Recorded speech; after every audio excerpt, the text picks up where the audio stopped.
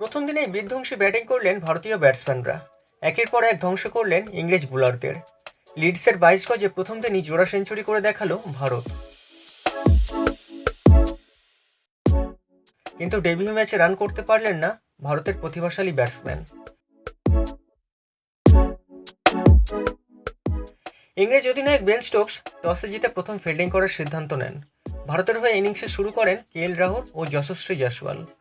শুরুটা ভালোই হয় ভারতের। 91 রানে প্রথম উইকেট হারায় ভারত। 42 রান করে আউট হন কেএল রাহুল। অপর প্রান্তে থাকা জয়সওয়াল আউট হন 101 রান করে। ডেবিউ ম্যাচে নিরাশ করলেন সাই সুদর্শন। 0 রানে আউট হন তিনি। কিন্তু দুর্দান্ত ব্যাটিং করছেন অধিনায়ক শুভমান গিল, সঙ্গে রয়েছেন সহ অধিনায়ক ঋষভ পন্থ। প্রথম দিনের শেষে অধিনায়ক শুভমান গিল ফিরলেন 127 রানের অপরাজিত ইনিংস খেলে। সহ অধিনায়ক ঋষভ পন্থ ফিরলেন 65 রানের অপরাজিত ইনিংস খেলে। ভারতীয় অধিনায়ক এবং সহ অধিনায়কের ব্যাটিং তাণ্ডব ঘুম উড়িয়েছে ইংলিশ বোলারদের।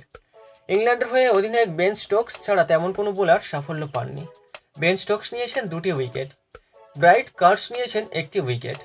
প্রথম দিনের শেষে ভারতের রান 3 উইকেটের বিনিময়ে 359।